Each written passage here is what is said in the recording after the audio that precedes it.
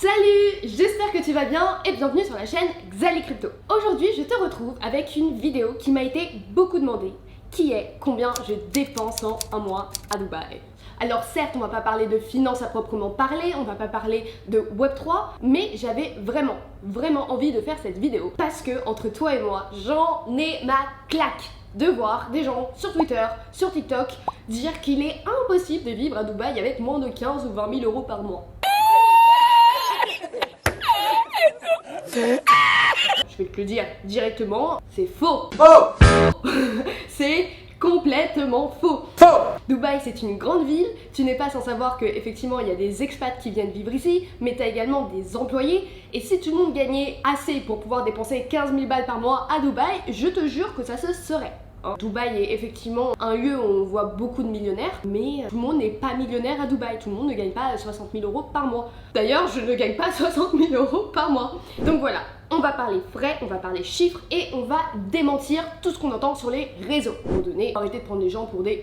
J'ai tout noté sur mon petit cahier préféré, tous les frais, donc on va directement sauter avec le poste de dépense le plus important qui est le logement. Il faut savoir que Dubaï c'est beaucoup plus grand que Paris, les quartiers pour les très riches et les grosses villas, souvent la Palme, etc. Les quartiers pour les plus pauvres, notamment les employés, c'est en périphérie de la ville, là où tu t'éloignes de la mer.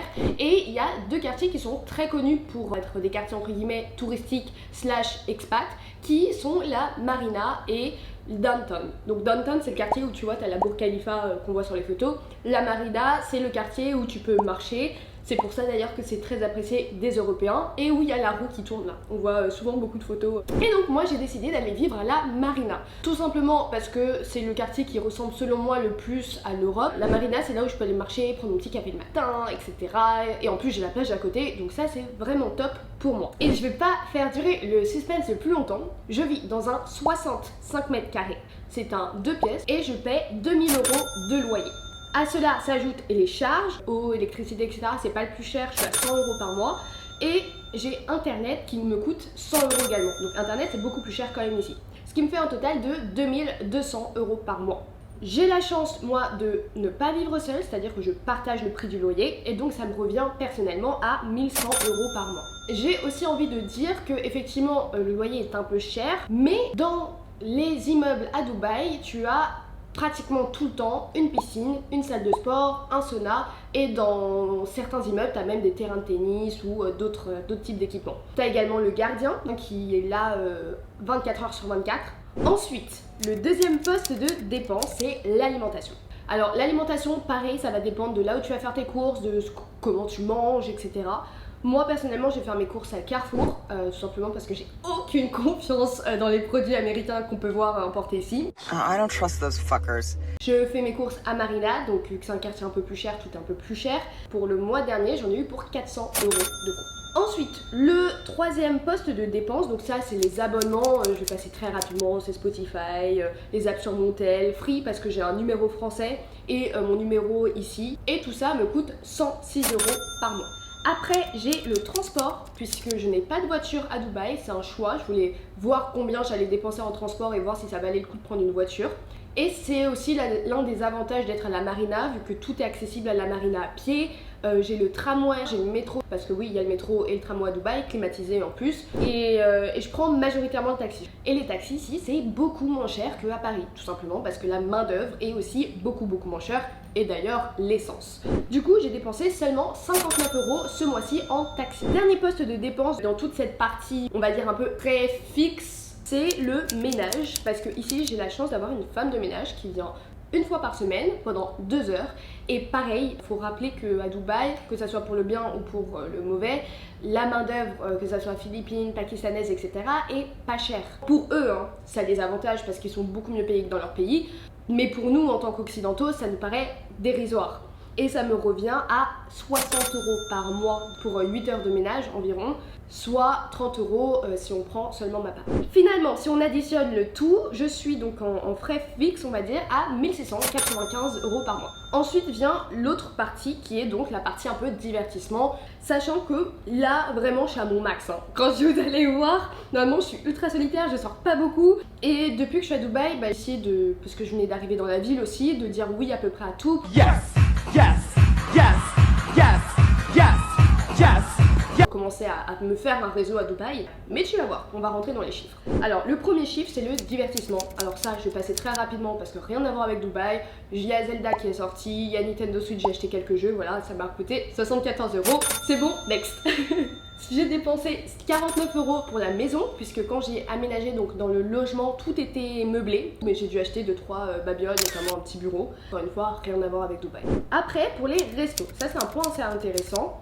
Les restos ici, tu as deux catégories de restos. Donc tu as la catégorie qui est un peu les restaurants typiques. Donc quand je dis typique, je mets de gros guillemets. C'est-à-dire tout ce qui est grill, libanais, pakistanais, etc.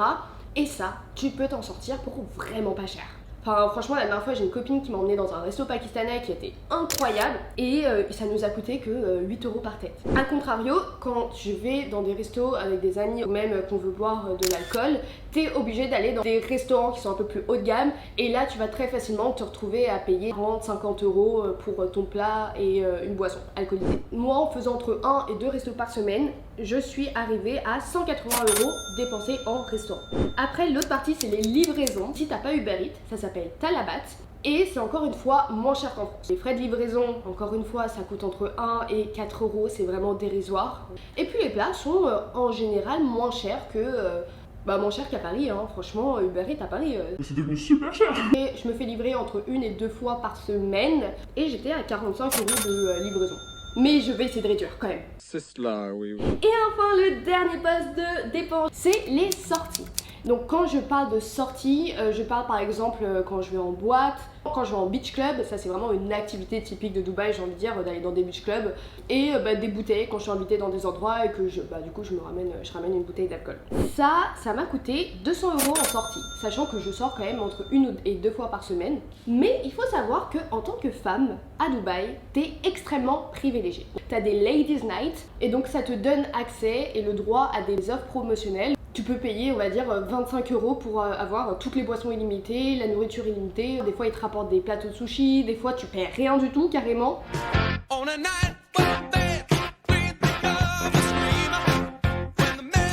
Ah oui, et dernier point, j'ai failli l'oublier, c'est la santé. Alors ça, je voulais vraiment faire une petite partie dessus parce que je suis allée chez le médecin le mois dernier pour une consultation et une prise de sang. J'ai payé 25 €. Ça par contre quand t'es à Dubaï, t'es obligé d'avoir une assurance maladie. C'est pour ça aussi que c'est beaucoup moins cher, c'est que la plupart du temps c'est remboursé à 80 voire 100%.